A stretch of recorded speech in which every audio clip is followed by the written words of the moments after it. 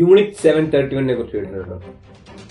So unit 731 വളരെ brutal ആയിട്ടുള്ള കാര്യങ്ങളായിരുന്നു ചെയ്തിരുന്നത്.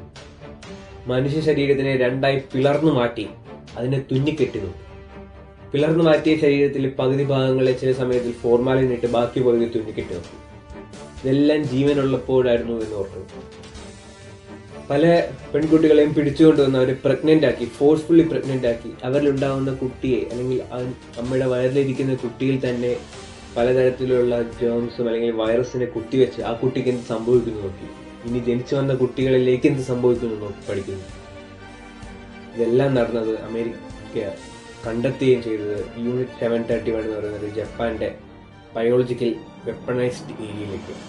അമേരിക്ക എന്ത് ചെയ്തിട്ടുണ്ടാവും? ഇവരെയൊക്കെ പിടിച്ച് കൊന്നിട്ടുണ്ടാവുമല്ലേ? ഇല്ല, അമേരിക്ക അവരെല്ലാം ഫ്രീ ആയിട്ട് കിട്ടും. അവരുടെ ഈ നോളജ് എടുത്തിട്ട്, ഈ പഠനത്തിലൂടെ മനസ്സിലായ കാര്യങ്ങളുടെ ഫയൽസ് എടുത്തിട്ട് ഇവരെയൊക്കെ വെറുതെ വിടുകയാണ് ചെയ്തിട്ടുള്ളത്.